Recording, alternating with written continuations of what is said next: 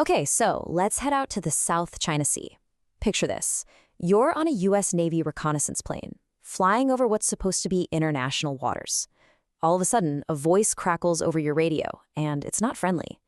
This one tense moment high up in the sky is really just a tiny window into a much, much bigger story that's been unfolding down on the water. A story of incredible engineering, raw power, and rising conflict. Yeah, that was the actual warning. Stay away immediately to avoid misjudgment. It's a pretty thinly veiled threat, and it came from Chinese forces stationed on one of a series of brand new islands. Islands that are just bristling with advanced military hardware, sitting smack in the middle of one of the most contested regions on the entire planet. So, what's really going on here? To get to the bottom of it, we have to understand what these islands actually are, and maybe more importantly, how they seemingly appeared out of nowhere, almost overnight, in one of the busiest shipping lanes in the world. Because you have to remember, just over a decade ago, most of these places didn't even exist. They were just coral reefs, hidden beneath the waves. It's been called the Great Wall of Sand, and you got to admit, that's a pretty evocative name. It was coined by a US admiral to describe China's absolutely massive and unbelievably fast land reclamation project. This was an operation that literally redrew the map of the South China Sea, turning those underwater reefs into permanent, fortified outposts. Now, the part of this story that's just mind-blowing is the sheer speed of it all. In just a handful of years, an army of giant dredging ships built more new land in the Spratly Islands than all the other countries with claims in the area had managed to build over decades, combined. It was staggering. And let's be clear, we're not talking about a couple of sandy little islands here. These are sophisticated military-grade bases. 3 of them, Mischief, Subi, and Fiery Cross Reef, which people now call the Big Three, they all have 3,000-meter runways. Now, why does that matter? Because that's long enough to land and launch any aircraft in China's military, all the way from fighter jets to their heaviest long-range bombers. So just let that number sink in for a second. 3,200 acres. That is an enormous amount of new, essentially sovereign territory pulled right out of the sea. And it came complete with deep-water ports for warships, barracks for troops, and some seriously advanced radar systems. So you have to ask, why? Why go to all this incredible trouble and expense? Well, the answer is pretty simple. These were never meant to be just sandcastles. The goal from day one was to turn them into powerful, strategic military assets that could completely change the balance of power in the region. As one top US commander put it, these bases are all about projecting power. They push China's military reach hundreds and hundreds of kilometers away from its own coast, creating what a lot of people now call unsinkable aircraft carriers. Think about it. Unlike a real aircraft carrier, these bases can't be moved or sunk, they don't need to refuel, and they are way harder to destroy. It gives China a permanent, hardened military footprint right in the middle of everything. And believe me, they are fully loaded. US officials have confirmed these islands are packed with some serious firepower. We're talking anti-ship cruise missiles that can take out warships, long-range anti-aircraft missile systems, plus laser and jamming gear. You combine all that with hardened hangars for fighter jets, and you've created this incredibly dangerous interconnected military zone that threatens any ship or plane that comes near.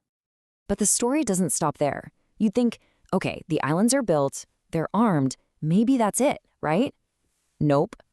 With the surface pretty much built out and international pressure mounting, the engineers came up with a new plan. It's a simple but brilliant idea. If you can't build out anymore, you build down. And this is what they call island fortification. So what does that actually mean? Well, it's pretty much what it sounds like. It's about turning these islands into hidden, multi-layered fortresses beneath the surface. The idea is to hide all your most critical assets, weapons, command centers, you name it, safely underground away from spy satellites and potential attacks. Now, the engineering behind this is seriously clever. Trying to build underground in loose, wet coral sand is a nightmare, but they figured out a way. Basically, they pump this high-pressure cement slurry into the sand all around where they want to build. It fills in all the gaps and hardens into these incredibly tough, waterproof walls. that lets them build huge underground complexes to hide ammunition, command bunkers, and maybe even missile launchers. Okay, so while all this digging and building was going on, the Philippines was taking a completely different path. They decided to fight back not with ships, but with lawyers. They challenged the whole legal basis for China's actions in an international court, which set up this huge showdown between brute force construction and international law. And the legal fight came down to a really fundamental disagreement. The Philippines built its case on the UN Convention on the Law of the Sea, the international rulebook for who owns what at sea. But China refused to even show up, saying its historical claims to the area were older than those laws, and that this was an issue of sovereignty that no court could rule on. Two totally different worlds colliding. So in 2016, the court in The Hague gave its verdict, and wow, it was a total unambiguous win for the Philippines. The judges ruled that China's 9-dash line had no legal basis whatsoever, that China had violated the Philippines' sovereign rights, and that the island building had caused catastrophic damage to the environment. It was about as clear a ruling as you can get. So, how did China react to this major international legal decision? Well, they pretty much just shrugged. They immediately rejected the court's authority and called the entire verdict null and void. And just like that, you had this massive conflict. The physical reality China had built in the sea versus the established rules of the international community. So this brings us to a huge question, right? What happens when a global power builds its own facts on the ground, or, in the water, and then just completely ignores a definitive legal ruling against it? Well, the consequences of that choice are playing out right now across the entire region. And you might be thinking, okay, this is some distant regional squabble, but it's really not. About $5 trillion in global trade passes through these exact sea lanes every single year. So whoever controls this waterway has a huge amount of leverage over the entire global economy and security. The stakes could not be higher.